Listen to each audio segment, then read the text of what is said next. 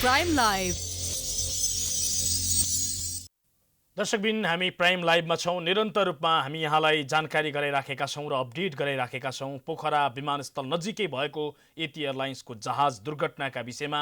जुन जहाज दुर्घटनामा परेर 72 जनाले ज्यान गुमाएका छन्। चालक दलका 4 सदस्य र 68 जना यात्रु गरेर 72 जनाको निधन भएको छ र 72 जनाकी शव निकालिएको छ। अहिलेसम्म यद्यपि नागरिक उड्डयन प्राधिकरणले भने 68 जनाको शव निकालिएको भनिएको छ, तर 4 जनाको शव केही समय अगाडि मात्रै गोताखोरको टोलीले निकालेको छ। सशस्त्र प्रहरीको गोताखोरको टोलीले शव निकालेको छ। र दर्शकबिन हामी यहाँलाई जानकारी गराउन चाहन्छौँ यो दुर्घटना पछाडिको कारण के हुन सक्छ। किन पोखरा जस्तो एउटा सुगम क्षेत्र, अझै भनौँ भौगोलिक हिसाबले कुनै विकटता नरहेको र खास गरी अझै भनौँ सुगमता, एउटा अन्तर्राष्ट्रिय विमानस्थलबाट अर्को अन्तर्राष्ट्रिय विमानस्थलतर्फ जाँदाखेरि न मौसमको कुनै खराबी न भौगोलिक कुनै कठिनाई, यो स्थिति हुँदाखेरि कसरी विमान दुर्घटना हुन सक्छ। यस्तो अवस्थामा हामी यो विषयमा निरन्तर रूपमा विभिन्न विज्ञहरूसँग कुराकानी गर्न चाहिरहेका छौँ र सँगसँगै यहाँलाई निरन्तर रूपमा अपडेट गरिराखेका छौँ। दुर्घटना पछाडिको कारणसँगै दुर्घटनामा ज्यान गुमाएका व्यक्तिहरूको इतिवृत्ति हामी सकेसम्म को हुन्, कस्ता व्यक्ति हुन्, को थिए भन्ने विषयमा हामी खोज तलास गरिराखेका छौँ। र यतिखेर भने हामी प्रत्यक्षदर्शीको कुरा सुनाउन चाहन्छौँ। प्रत्यक्षदर्शीले खासमा के देखेका थिए, त्यो विमान खस्दै गर्दाखेरि वा विमान आकाशमा हल्लिँदै गर्दाखेरि उनीहरूले देखेको दृश्य कस्तो थियो, हामी प्रत्यक्षदर्शीको कुराकानी सुनाउन चाहन्छौँ। सुन्नुहोस्, हेर्नुहोस् उनीहरूको यो भनाइ जसले आकाशमा विमान हल्लिएको देखिरहेका थिए।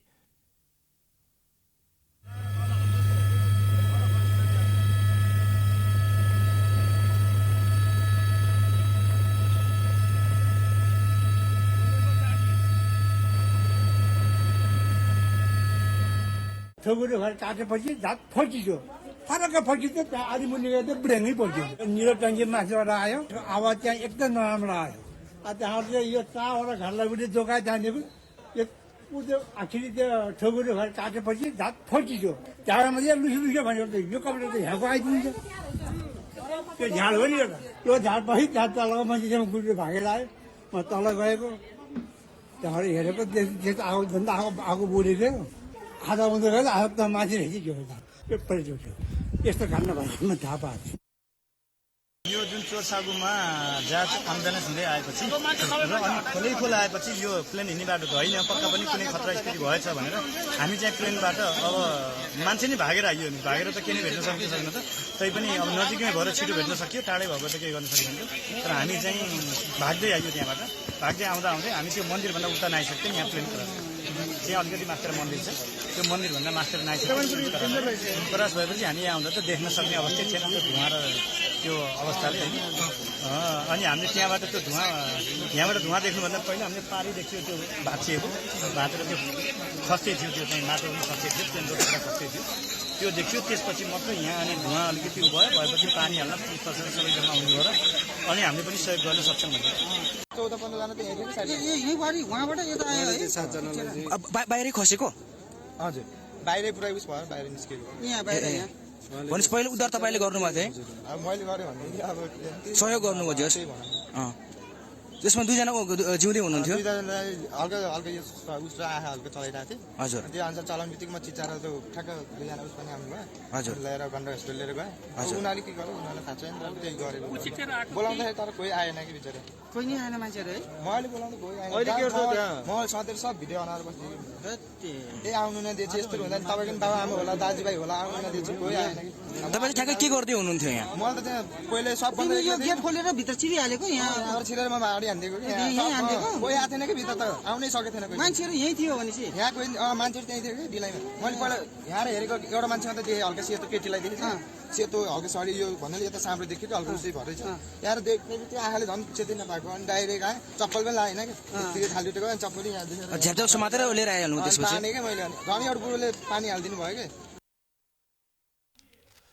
हामी पोखरामा भएको विमान दुर्घटनाको विषयमा जानकारी गराइराखेका छौँ र प्रत्यक्षदर्शीको यो कुराकानी सुनायौँ। प्रत्यक्षदर्शीको भनाइअनुसार विमान अस्वाभाविक ढङ्गले आएको थियो र 87 वर्षीय वृद्धका अनुसार त यो विमान आफ्नो घर माथिबाटै उडेको थियो र झन्डै झन्डै घरको आँगनमै खसेको थियो सो विमान र लरबरिँदै गएको विमान सेतीको खोजमा गएर बजारियो र आगोको मुस्लो निस्किएको थियो।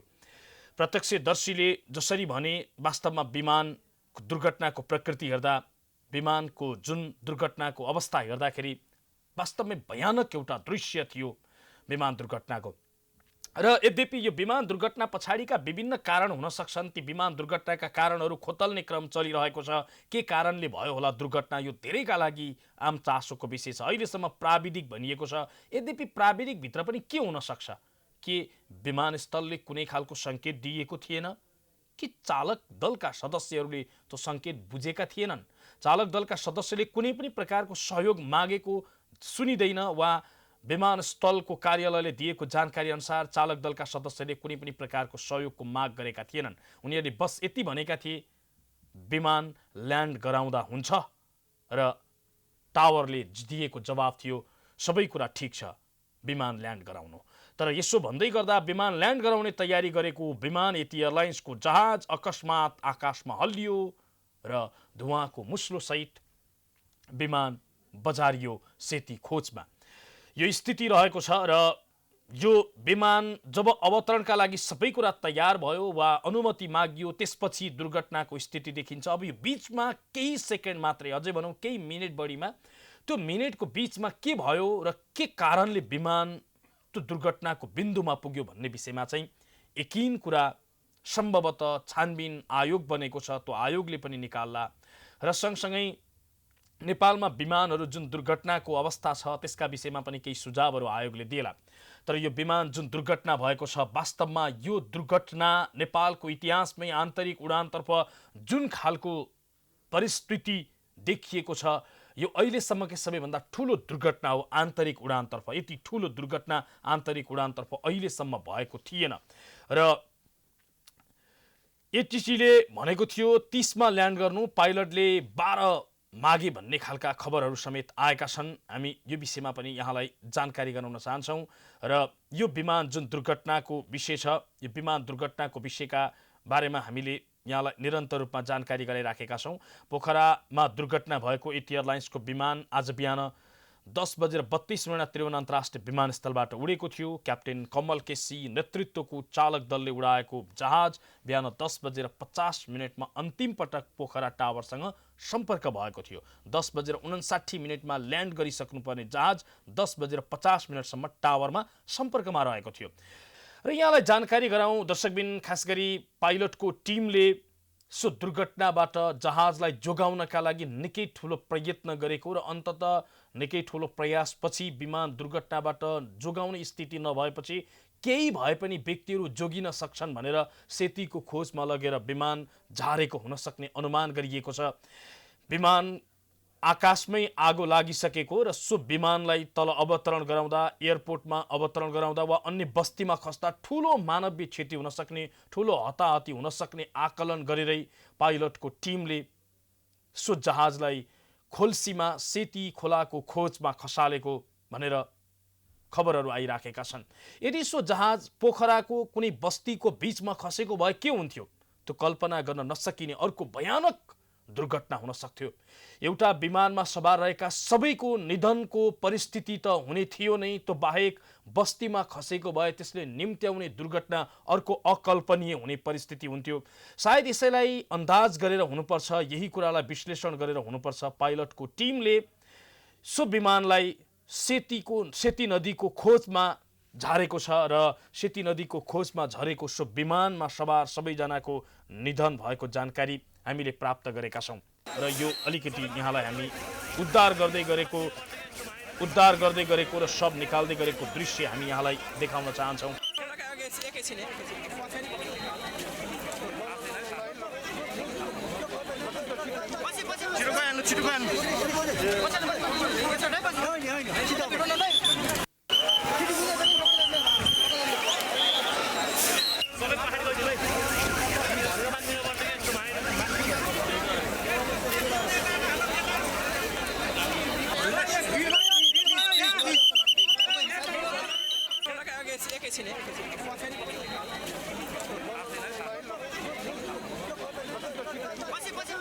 यो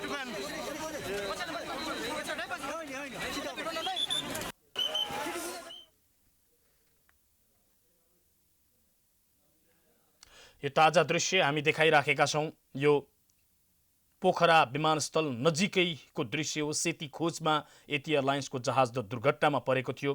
सो दुर्घटनामा परि ज्यान गुमाएका व्यक्तिहरूको शव निकाल्ने क्रममा कैद गरिएका दृश्यहरू हुन् र यो ताजा दृश्य देखाइराखेका छौँ हामी सेती खोज नजिकैको।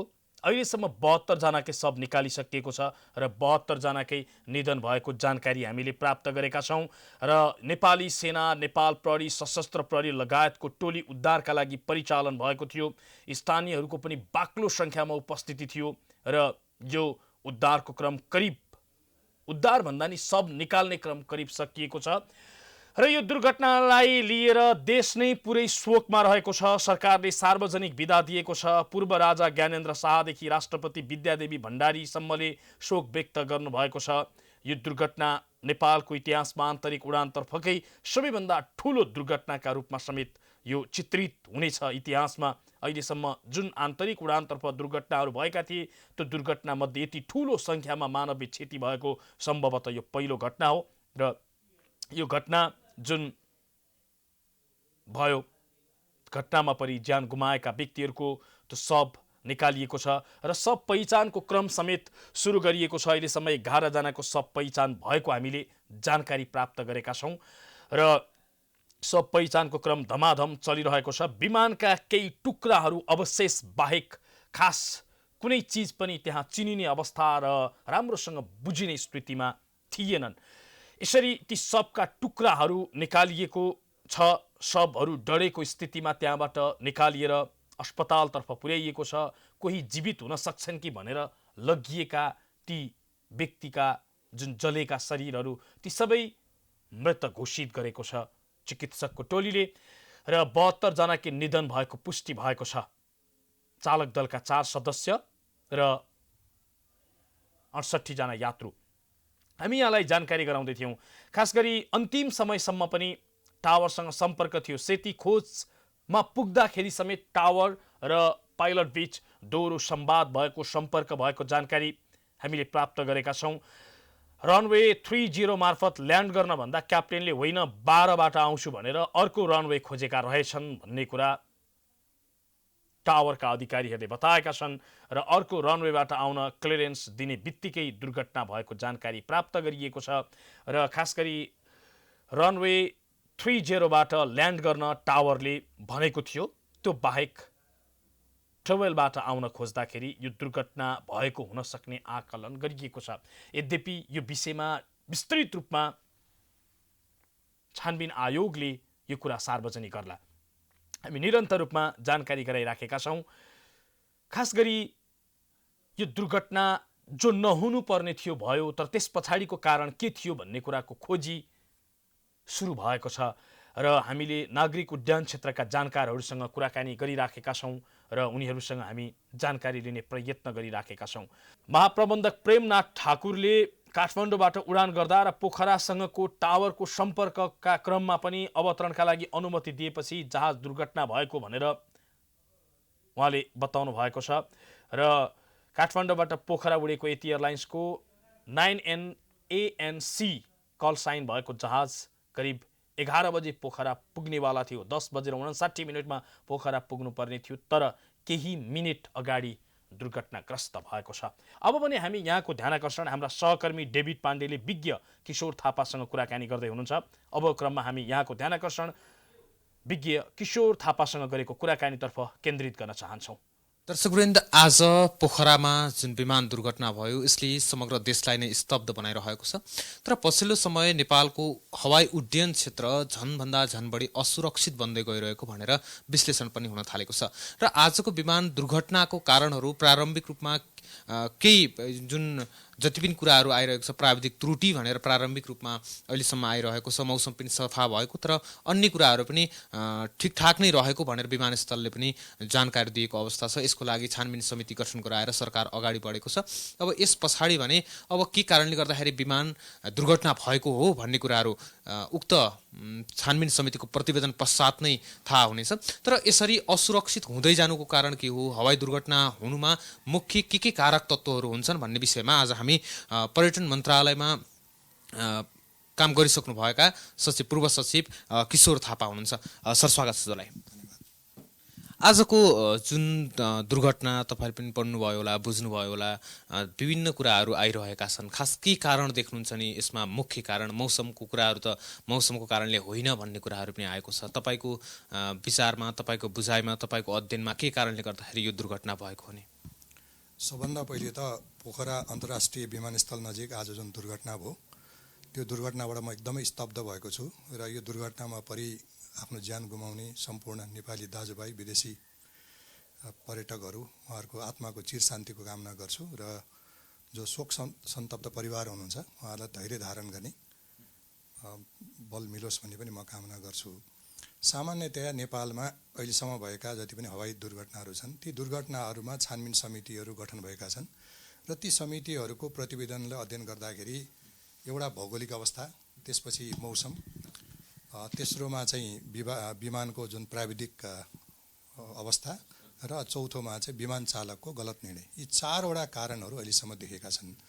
र आज अब पोखराको जुन त्यहाँको चाहिँ मौसम पनि सफा रहेको र भौगोलिक कुनै कारण, त्यस्तो भौगोलिक जटिलता पनि त्यहाँ नभएको, किनभने विमानस्थलको जुन डिजाइन गर्दाखेरि नै सबै कुरा विचार गरिएको हुनाले अब बाँकी चाहिँ अब विमानको जुन प्राविधिक गडबडी वा चालक दलका सदस्यहरूको कुनै अब गल्ती, दुईटा मध्ये एउटा हुन सक्छ, त्यो एउटा सम्भावित कुरा कारण हो।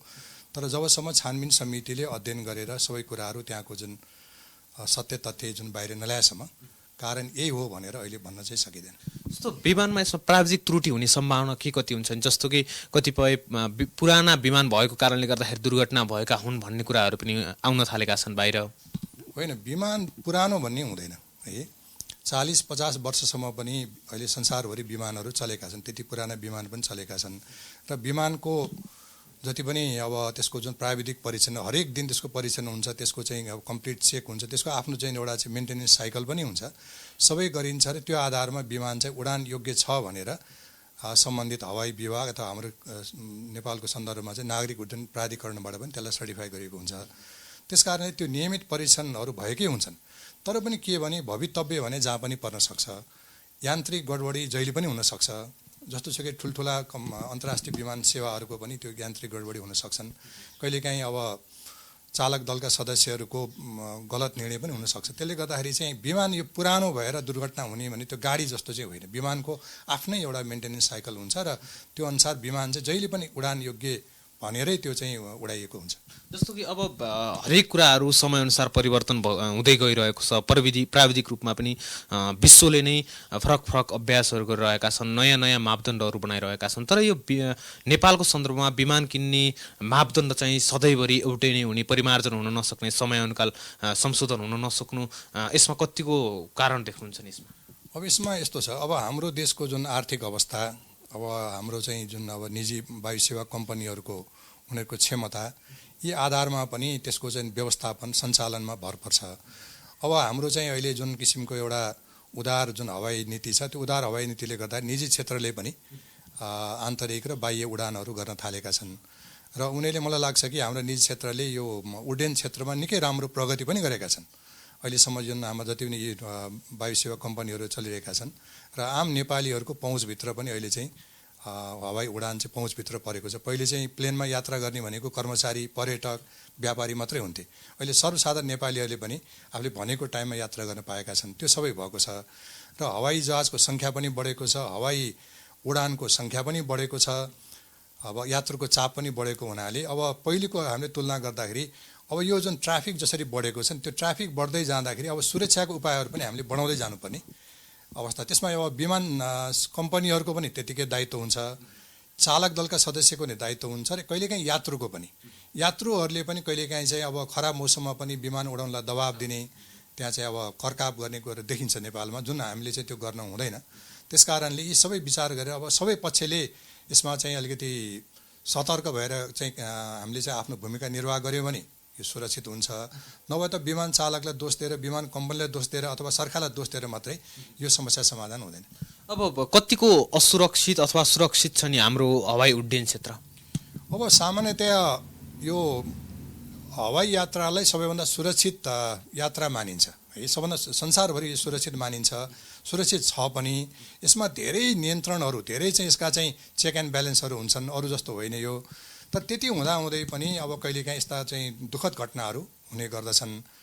त्यस कारणले अब यो दुःखद घटनाहरूलाई सकेसम्म घटाउनको लागि हामीले चाहिँ अब सबै पक्षले हामीले चाहिँ आफ्नो चाहिँ सावधानी अपनाउनु पर्ने, आफ्नो चाहिँ भूमिका निर्वाह गर्नुपर्ने र अब नीतिगत तहमा सुधार गर्नुपर्छ कि यसको चाहिँ अब चाहिँ प्राविधिक तहमा सुधार गर्नुपर्छ कि त्यो हेरेर हामीले गर्नुपर्छ। र मलाई के लाग्छ भन्दाखेरि अब अहिलेको हाम्रो विमान कम्पनीहरूले आफ्ना विमानहरूको चाहिँ जुन मर्मत सम्भार चाहिँ एकदमै नियमित रूपमा गर्नु पर्यो, अलिकति कडाइका साथ पनि गर्नु पर्यो। त्यसलाई चाहिँ अब हाम्रो नागरिक उड्डयन प्राधिकरणले पनि क्रस चेक गरिरहनु पर्यो, त्यो राम्रोसँग भएको छ कि छैन। ती कुराहरू हेऱ्यो भने कमसेकम प्राविधिक त्रुटिका कारणले यात्रुले ज्यान गुमाउन नपरोस्। र अनिखेरि हाम्रा चाहिँ चालक दलका सदस्यहरूले पनि आफ्नो चाहिँ शारीरिक अवस्था, आफ्नो मानसिक अवस्था यी सबै विचार गरेर उडान आफू चाहिँ हवाईजहाज उडाउने योग्य छु कि छैन भन्ने कुरा पनि विचार गरेर हामीले गऱ्यौँ भनेदेखि यी कुराहरू हुनसक्छ। त्यसले गर्दाखेरि अब यो दुःखद घटना हो, यो दुःखद घटनाबाट पाठ सिकेर हामीले हाम्रो चाहिँ जुन हवाई उड्डयन क्षेत्रलाई सकेसम्म सुरक्षित बनाउने हामीले प्रयास गर्नुपर्छ। अब प्राविधिक रूपमा हाम्रो देशमा उडान भर्ने जहाजहरू कतिको सुरक्षित मान्नुहुन्छ नि तपाईँले? म त सुरक्षितै मान्छु, किन असुरक्षित हुँदा त त्यो उडान योग्य नै हुँदैन। हाम्रो प्राधिकरणले उडान अनुमति पनि दिएनन्। फेरि यसमा राष्ट्रिय अन्तर्राष्ट्रिय पनि हाम्रा मापदण्डहरू छन्। हामी सबैलाई थाहा छ कि युरोपियन युनियनले हामीलाई चाहिँ कालो सूचीमा राखेको छ। त्यस कारण त्यो कालो सूचीबाट हट्नको लागि पनि हामीले त हाम्रो चाहिँ यो हवाई उड्डयन सम्बन्धी साह्रै यावत कुरालाई हामीले चाहिँ सुधार गर्नुपर्ने चाहिँ अवस्था छ। त्यस कारणले यसमा त सुरक्षित छन् नै, सुरक्षित नभएको होइन, तर पनि यदाकदा यस्ता चाहिँ घटनाहरू हुने गर्छन्।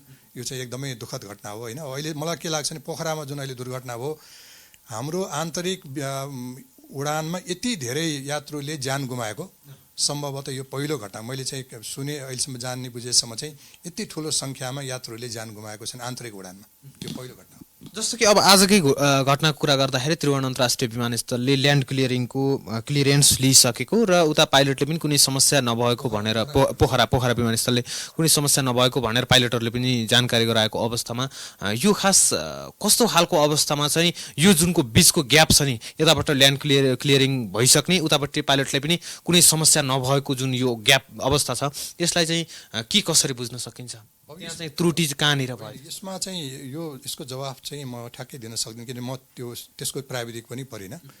अब यसमा उडान चालकहरूले नै निर्णय गर्नुपर्छ विमानस्थलमा कताबाट चाहिँ ल्यान्ड गराउने, कताबाट टेक अफ गर्ने, अब घुम्नु पर्छ कसरी घुम्ने, यी कुराहरू त उनीहरूको आफ्नो प्रोसिडरहरू हुन्छ, कार्यविधिहरू हुन्छ। त्यो कार्यविधि अनुसार गर्नुपर्छ।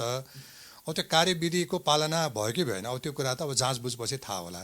तर यस्तो अवस्थामा भनौँ न, कुनै क्लियरेन्स हुँदाहुँदै पनि यदि चाहिँ पाइलटले यदि घुमाउने, गो अराउन्ड भन्छन् त्यसलाई, त्यो घुमाउने चाहिँ निर्णय गर्दाखेरि कसरी घुमाउने भन्ने कार्यविधि हुन्छ।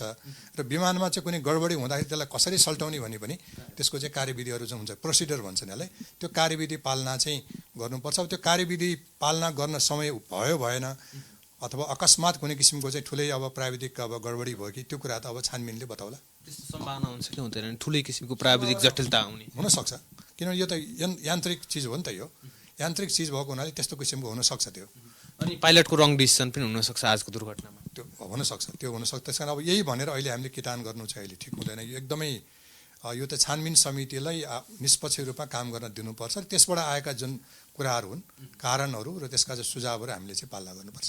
जस्तो अब हरेक विमान दुर्घटना हुँदाखेरि जहिले पनि छानबिन समितिहरू गठन हुन्छन्। यो पटक पनि 5 सदस्यीय छानबिन समिति गठन गरिएको छ। यसले उक्त दुर्घटनाको कारणहरू खोज्ने काम यो समितिले पक्कै पनि गर्ला। तर यसको औचित्य कति देख्नुहुन्छ नि तपाईँ? जस्तो छानबिन समिति हुने, एउटा प्रतिवेदन बुझाउने, प्रतिवेदन एकतिर हुने, त्यसमा दिएका सुझावहरू भएका कमी कमजोरीहरूलाई सुधार्नको लागि चाहिँ अहिलेसम्म कुनै प्रयास भएको जस्तो चाहिँ देखिँदैन। होइन, त्यस्तो त होइन, प्रयासहरू भएका छन्। पहिलेको तुलनामा हामीले चाहिँ यो दुर्घटनाको इतिहासहरू हेऱ्यौँ भने विगतका तुलनामा दुर्घटनाहरू धेरै कम हुँदै गएका छन्। यो हामीले चाहिँ यो सत्य तथ्यबाट हामी चाहिँ केलाउन सक्छौँ। दुर्घटनाका हामीले यसको चाहिँ इतिहास हेऱ्यौँ भने सुधार हुँदै गएको छ। यति धेरै फ्लाइटहरू हुन्छ, यति धेरै जहाजहरू उड्छन्, यति विमानस्थलले सञ्चालनमा छ। यो आधारमा हेऱ्यो भने त हाम्रो दुर्घटनाको त घट्दै गएकै हो। तर पनि अब आज जुन ठुलो जहाज यति धेरै चाहिँ जुन यात्रुहरू झन्डै अब 68 जना यात्रु र 4 जना चालक दलका सदस्यहरू पर्नुभयो, यो चाहिँ दुर्घटनाको जुन किसिमको क्याजुअल्टी भयो त्यो क्याजुअल्टीको हिसाबले निकै भयावहको रूपमा लिनुपर्छ। तर चाहिँ फ्लाइटहरूको जुन सङ्ख्या र विमानको सङ्ख्याको तुलनामा हेऱ्यो भने दुर्घटनाको ऊ चाहिँ घट्दै गएको छैन, घट्दै गइरहेको छ। जस्तो अब यसमा छानबिन समितिको प्रतिवेदन तिनीहरूको औचित्य चाहिँ के देख्नुहुन्छ? एकदम आवश्यक छ, किनभने यो अन्तर्राष्ट्रिय जुन हाम्रो नागरिक उड्डयन चाहिँ सङ्गठन हो त्यसको मापदण्ड अनुसार हरेक दुर्घटनामा यो छानबिन समिति बनाउनै पर्छ।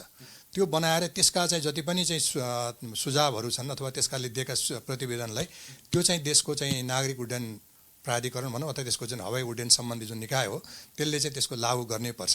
त्यो लागू भयो कि भएन भन्ने कुराको अनुगमन त अन्तर्राष्ट्रिय जुन नागरिक उड्डयन सङ्गठन आइकाओ भन्छ नि उसले त गरिरहेकै हुन्छन्। त्यसको आधारमा नै त्यो देशको चाहिँ वायु सेवालाई सुरक्षित असुरक्षित कसलाई कहाँ कालो सूचीमा राख्ने नराख्ने कुराको निर्णय त्यसबाट गर्छ।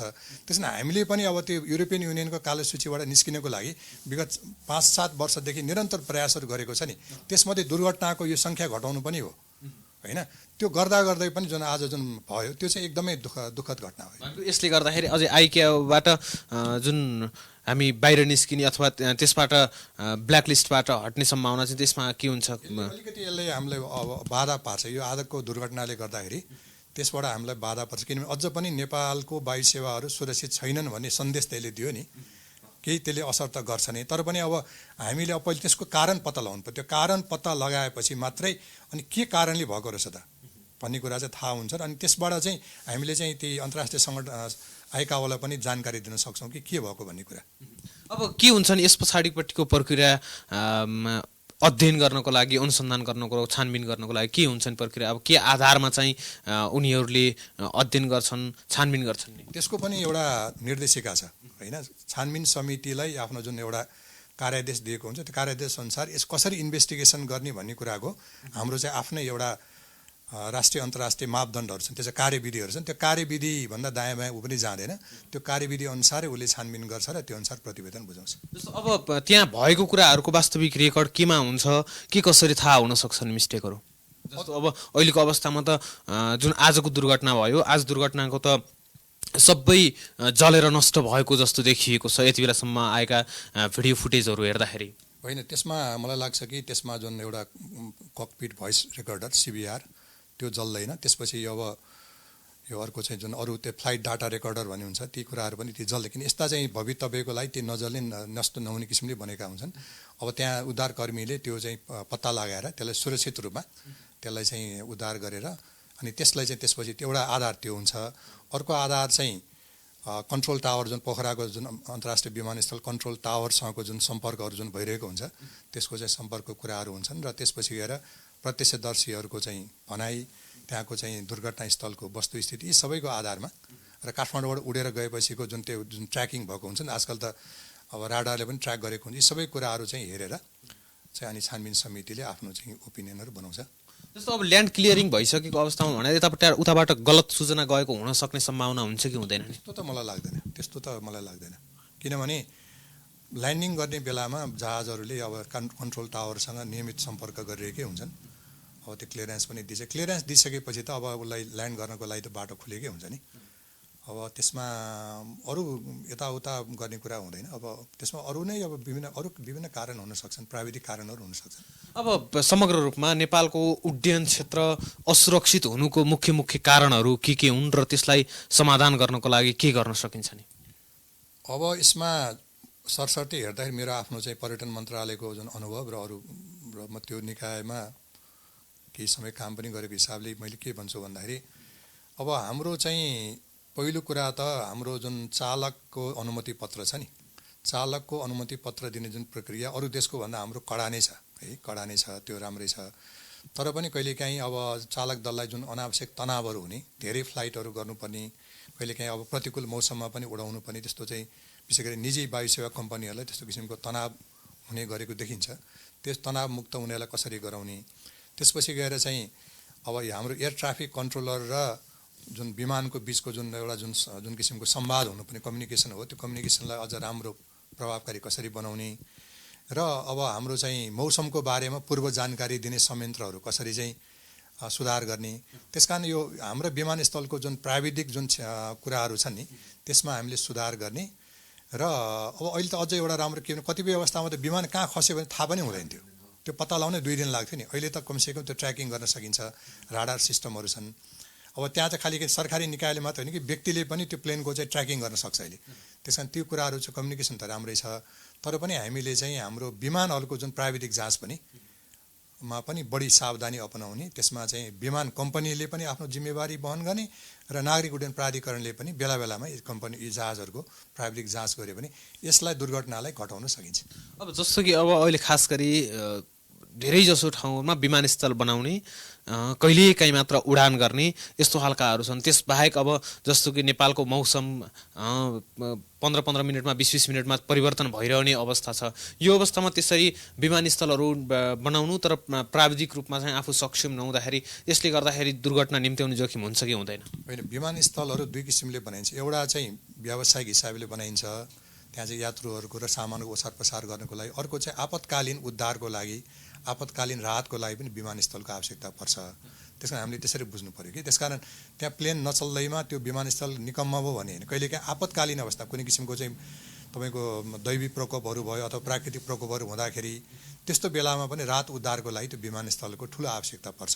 त्यसकारण यो आपतकालीन र व्यावसायिक 2 पर्पसले हुने हुनाले हामीले कुनै पनि विमानस्थललाई त्यो चाहिँ काम लाग्दैन अथवा त्यो चाहिँ त्यसमा चाहिँ प्लेन चलेन भनेर त्यसलाई चाहिँ हामीले त्यो बेकाममा भयो भन्न मिल्दैन। जस्तो जति विमानस्थल बनेका छन् तिनीहरू चाहिँ पूर्ण रूपमा प्राविधिक रूपमा सक्षम छन् त?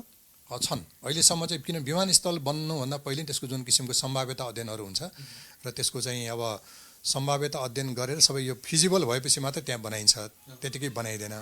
र अनि त्यसको चाहिँ विमानस्थलको टेस्ट फ्लाइटहरू पनि भएको हुन्छ होइन। बनेपछि फेरि त्यहाँ प्लेन चाहिँ जान सक्दिएको टेस्ट फ्लाइटहरू पनि गर्ने हुनाले नेपालमा बनेको विमानस्थलहरू चाहिँ उडान योग्य नै छन्, अवतरण योग्य नै छन्। तर अब के भने व्यावसायिक हिसाबले त्यसमा प्लेन चल्ने नचल्ने, किन एयरलाइन्सहरूले त आफ्नो व्यापार हेर्नु पर्यो होइन। तर आपतकालीन उद्धारको लागि राहतको लागि चाहिँ कुनै पनि बेला ती विमानस्थलहरू चालु गर्न सकिन्छ। जस्तो मौसमको जानकारी दिनको लागि ठाउँ ठाउँमा हुनुपर्ने अपडेटहरू चाहिँ नभएको जस्तो देखिन्छ। यस्तो अवस्थामा त अझै बढी असुरक्षित होला। त्यसै त यसो छ, अब नियमित रूपमा सञ्चालन हुने विमानस्थलमा त्यो हुन्छ नै होइन। अब विशेष गरी दुर्गम क्षेत्रमा अब चाहिँ त्यो उपकरणहरूको कमी होला, तर त्यो व्यवस्था गर्न सकिन्छ।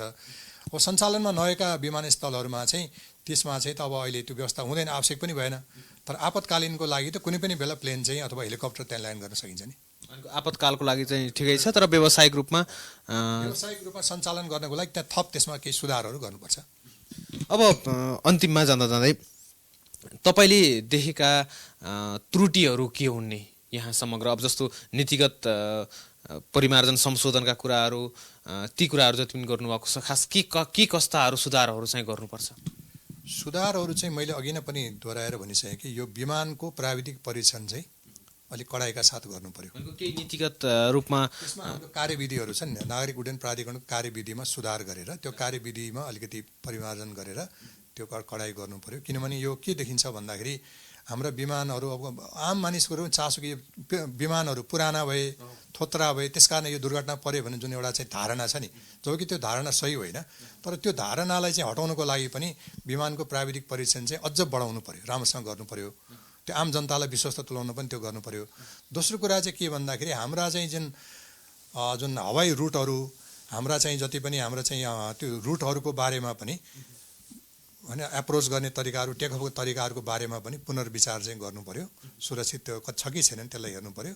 र तेस्रो कुरा चाहिँ अब हाम्रा चाहिँ चालक दलका सदस्यहरूको शारीरिक र मानसिक अवस्था पनि विचार गर्नु पर्यो। जस्तो अब सब कतिपय आजकै दुर्घटनाको कुरा गर्ने हो भने बुद्ध एयरलाइन्सको टिकट काटेको चाहिँ यो एच एयरलाइन्स मार्फत चाहिँ गयो, दुर्घटनामा पर्यो भन्ने कुराहरू पनि आइरहेको छ। यो कतिको सत्य होला अथवा त्यस्तो गर्न मिल्छ कि मिल्दैन? त्यो मलाई जानकारी भएन। तर सामान्यतया कहिलेकाहीँ के गरिन्छ भने एउटा विमान सेवाको टिकट काटेपछि कुनै अर्को विमान सेवामा जान चाहिँ पाइन्छ, त्यो जान नपाइने होइन। किनभने यो त उसलाई अब कुनै समय नमिलेको कारणले, अलिक छिटो जानु परेको कारणले विमान सेवाहरूको बिचमा त्यस्तो किसिमको एउटा समझदारी चाहिँ हुन्छ, त्यो गर्न मिल्छ नमिल्ने होइन। तर अब यो अहिले आजको जुन घटनामा त्यो भयो कि भएन त्यो मलाई जानकारी छैन। हस् धन्यवाद।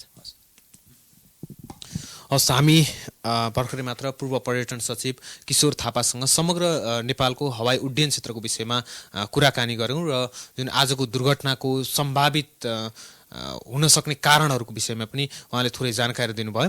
अब भने तपाईँलाई थप सूचना दिनको लागि तपाईँको ध्यान प्राइम टाइम्स टेलिभिजनको केन्द्रीय स्टुडियोतिर जोड्न चाहन्छौँ।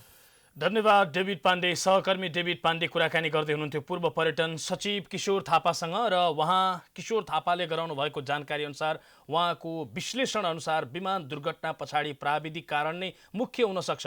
नेपालमा खास गरी विमानस्थल र विमानहरूको बेला बेला गरिनुपर्ने प्राविधिक परीक्षणको पाटोमा चुक्दाखेरि यस्ता दुर्घटनाहरू हुने गर्दछन् र जुन आज हुन सक्ने उहाँको एउटा टिप्पणी रहेको थियो। र सँगसँगै उहाँले अर्को कुरा पनि उल्लेख गर्नुभएको थियो। पूर्व पर्यटन सचिव तथा उहाँलाई एउटा नेपालको पर्यटन क्षेत्रको अझै भनौँ नेपालको नागरिक उड्डयन क्षेत्रको एउटा विज्ञका रूपमा समेत हेरिन्छ। किशोर थापाको टिप्पणी अनुसार खासमा नेपालमा पाइलटहरूलाई पेसेन्जरले र सँगसँगै निजी वायु सेवा सञ्चालक कम्पनीहरूले पनि दबाब दिने गरेका कारण पाइलटहरू कहिलेकाहीँ दबाबमा पर्ने गरेको र त्यस्ता दबाबका कारण पनि कहिलेकाहीँ अनपेक्षित यस्ता दुर्घटनाहरू हुने गर्दछन्। यो पछाडिको कारण जे होस् तर मुख्य कुरा चाहिँ प्राविधिक कुरामै बढी जसो जोड दिएको छ र कैयौँ नीतिगत कुराहरू कैयौँ आयोगहरू बन्छन्। ती आयोगहरूले दिएका प्रतिवेदनहरू ती आयोगले दिएका सुझावहरू कडाइका साथ कार्यान्वयन कमै मात्र भएको पाइन्छ। दुर्घटना हुन्छ, आयोग बन्छ, त्यसपछि पुनः त्यो आयोगको विषयमा केही दिन चर्चा चल्छ, त्यसपछि यसै सेलाएर जान्छ। फेरि पनि यस्तो नहोस्। त्यसो त दर्शकबिन यहाँलाई जानकारी गराउँ, यो दुर्घटना जुन पोखरामा भएको छ, त्रिभुवन अन्तर्राष्ट्रिय विमानस्थलबाट पोखरा अन्तर्राष्ट्रिय विमानस्थलतर्फ अवतरणका लागि उडेको एटी एयरलाइन्सको जहाज दुर्घटना जुन भएको छ त्यहाँ रहेका सबैजनाको मृत्यु भएको पुष्टि भएको छ। 72 जना जो त्यसमा सवार हुनुहुन्थ्यो, 4 जना चालक दलका सदस्य र 68 जना यात्रु रहेका थिए, जसमा 53 जना नेपाली नागरिक र 15 जना विदेशी नागरिक रहेका थिए। सबैको निधन भएको पुष्टि भएको छ र अन्तिममा अहिले पछिल्लो समय केही बेर अघि मात्र हामीले प्राप्त गरेको जानकारी अनुसार 4 जनाको समेत शव निकालिएको छ। यसअघि 68 जनाको शव निकालिसकिएको थियो र 4 जनाको शव निकालिएको छ। खास गरी क्रेनको सहयोगबाट ती शवहरू निकालिएको हामीले जानकारी प्राप्त गरेका छौँ र उद्धारका लागि कुरिनटारबाट सशस्त्र प्रहरी बलको गोताखोर र रोप रेस्क्यु टोली झिकाइएको थियो। सोही टोलीले खोजबाट बाँकी 4 जनाको शव निकालेको हो। सशस्त्र प्रहरी बलको विपद व्यवस्थापन तालिम शिक्षालय कुरिनटारबाट सशस्त्र प्रहरी निरीक्षक इन्सपेक्टरको कमान्डमा 15 जनाको गोताखोर र रोप रेस्क्यु टोली पोखरा झिकाइएको थियो। दुर्घटनामा परेका 72 मध्ये 68 जनाको शव यसअघि नै निकालिएको थियो भने पछिल्लो पटक 4 जनाको शव निकालिएको छ। केही बेर अघि मात्रै हामीलाई प्राप्त भएको जानकारी हो र यो सँगै अब दुर्घटनामा 72 जनाको निधन भएको पुष्टि भएको छ र हामी यहाँलाई ती दृश्यहरू देखाइरहेका छौँ। जहाज दुर्घटना कसरी भएको थियो त्यसको ताजा अपडेट गराइरहेका छौँ र ताजा दृश्यहरू देखाइरहेका छौँ। ठुलो धुवाँको मुस्लो हामी देख्न सक्छौँ स्क्रिनमा र यसै गरी अकस्मात हल्लिएको करिब 12 सेकेन्ड मात्रै बाँकी थियो जहाज अवतरण हुनका लागि। तर त्यो 12 सेकेन्ड जुन समयमा अवतरण हुनुपर्ने थियो त्यो 12 सेकेन्डमा अकस्मात जहाज हल्लियो र सेतीको खोजमा गएर ठोकियो। जहाज खासमा विमानस्थल नजिक पुरानो विमानस्थल जहाँबाट आन्तरिक उडान हुँदै आएको थियो, पुरानो विमानस्थल नजिकै छेउमा रहेको खोजमा खसेको छ।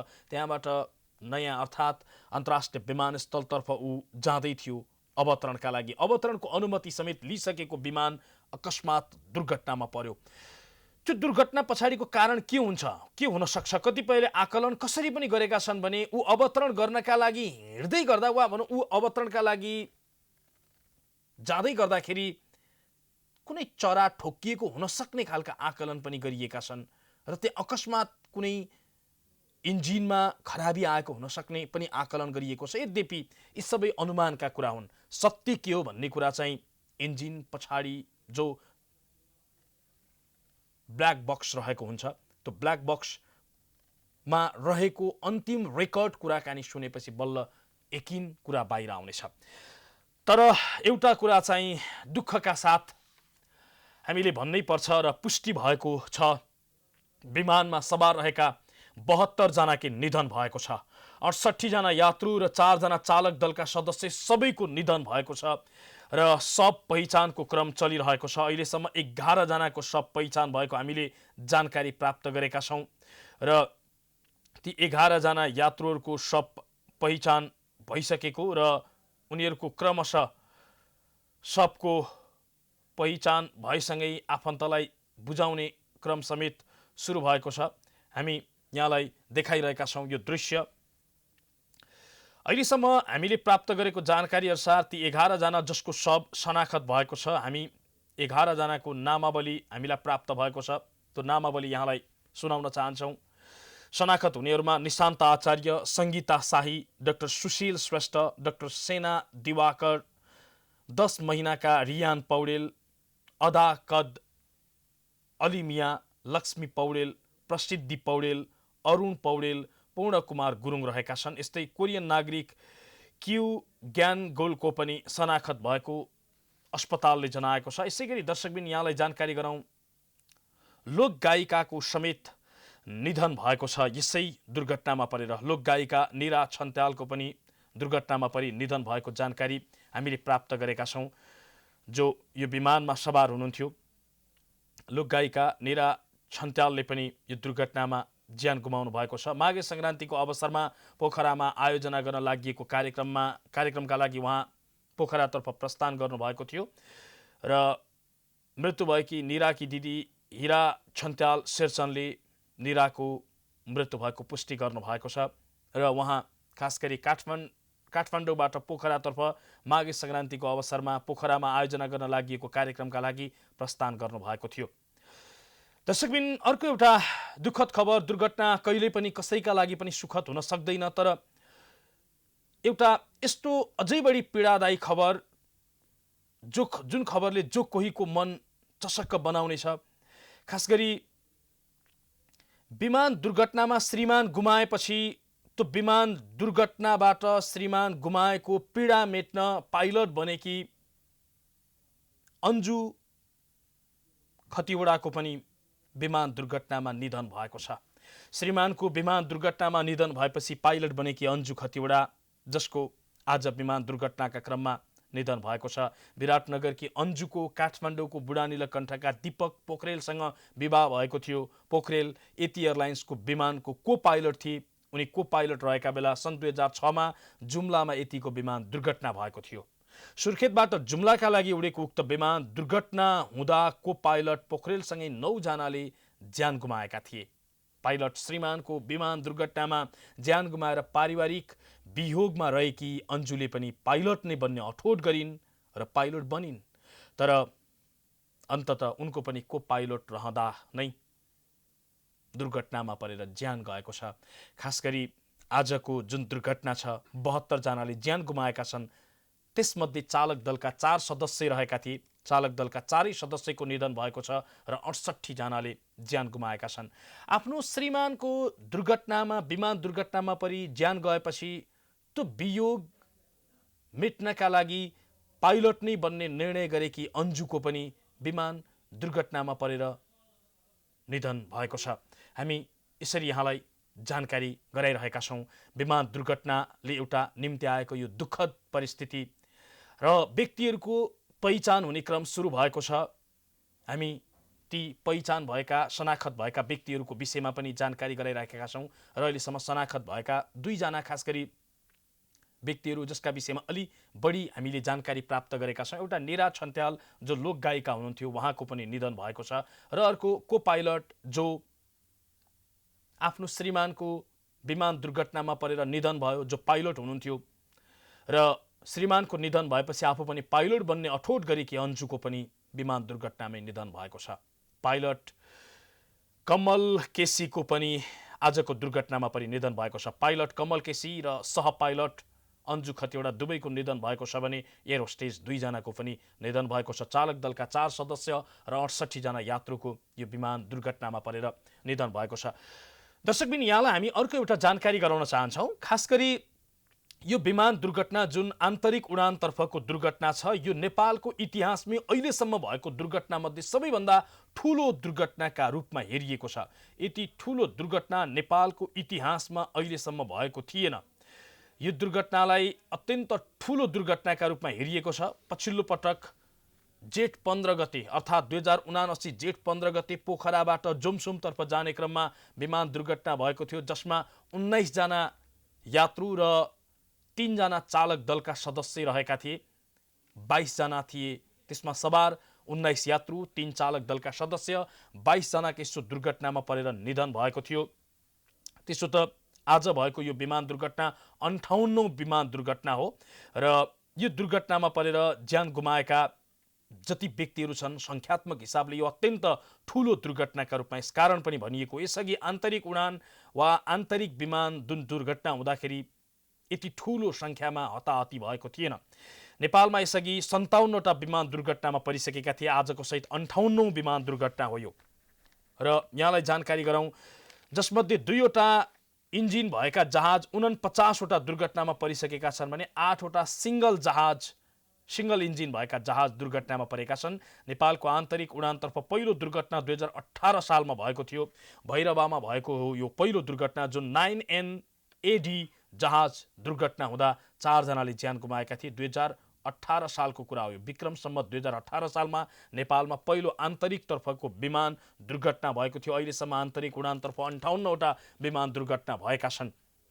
र यहाँलाई जानकारी गराउँ दर्शकबिन, नेपालको हवाई इतिहासमा हेलिकप्टर दुर्घटनाको संख्या 36 पुगिसकेको छ भने नेपालमा पहिलो हेलिकप्टर दुर्घटना भने सन् 1979 मा लाङटाङमा भएको थियो। र सो दुर्घटनामा त्यो हेलिकप्टरमा VVIPहरू सवार थिए। पछिल्लो पटक 2019 मा मनाङ एयरको ANALC हेलिकप्टर दुर्घटनामा परेको थियो। र यो पहिलो ATR दुर्घटना जसमा परेर धेरै यात्रुले ज्यान गुमाएका छन्। 72 जनाले ज्यान गुमाउनु यो कुनै सामान्य घटना हुन सक्दैन। र हामी यहाँलाई जानकारी गराइराखेका छौँ यो जहाज दुर्घटनाका विषयमा। देश शोकमा छ र सरकारले पनि भोलि शोक मनाउनका लागि सार्वजनिक बिदा दिएको छ। पोखरा अन्तर्राष्ट्रिय विमानस्थलमा अवतरणका क्रममा करिब 12 सेकेन्ड मात्रै थियो अवतरणका लागि समय। 12 सेकेन्ड भन्दा केही सेकेन्ड अगाडि विमान अकस्मात हल्लियो, धुवाँको मुस्लो आयो र अकस्मात विमान खोजमा गएर ठोकियो। सेतीको खोजमा गएर ठोकिएको यो विमानमा सवार रहेका 72 जनाको निधन भएको छ। 53 जना नेपाली र 15 जना विदेशी नागरिक रहेका थिए। 68 जना यात्रुमध्ये र चालक दलका 4 सदस्यले पनि ज्यान गुमाएका छन्। पाइलट कमल केसी, को पाइलट अन्जु खतिवडा सहितका चालक दलका 4 सदस्य र 68 जनाको मृत्यु भएको छ। यो दुःखद दुर्घटना र यो दुर्घटनापछि सरकारले केही महत्त्वपूर्ण निर्णय गरेको छ। खास गरी अब सम्पूर्ण आन्तरिक उडानतर्फ रहेका विमानहरूको हवाई परीक्षण गर्नका लागि सामानहरू प्रविधिहरू जाँचका लागि सरकारले निर्देशन दिएको छ र जाँचबुझ आयोग गठन गरेको छ। 45 दिनभित्र यो दुर्घटना पछाडिका कारण र यस्ता दुर्घटना हुन नदिनका लागि अपनाउनु पर्ने सावधानीका विषयमा सुझाव दिन भनेर सरकारले एउटा जाँचबुझ आयोग समेत गठन गरेको छ। सरकारले यो जुन निर्णय लिएको छ पछिल्लो विमानहरूको अब सम्पूर्ण विमानहरूको चेक जाँच गर्नुपर्ने, प्राविधिक परीक्षण गर्नका लागि सबै वायु सेवा कम्पनीहरूलाई निर्देशन दिएको छ भने आफन्तलाई यकिन जानकारी दिन समेत कल सेन्टर स्थापना र आवश्यक सहजीकरणको व्यवस्था मिलाउनका लागि मन्त्री परिषदले निर्णय गरेको छ। आज बसेको आकस्मिक मन्त्री परिषदको त्यस्तै बैठकले दुर्घटनाको शोकमा माघ 2 गते सार्वजनिक बिदा दिने निर्णय गरेको छ। मन्त्री परिषदले घटनाप्रति गहिरो दुःख व्यक्त गरेको छ भने दिवंगतहरूप्रति श्रद्धाञ्जली र निधन भएका व्यक्तिहरूको परिवारप्रति गहिरो समवेदना व्यक्त गरेको छ।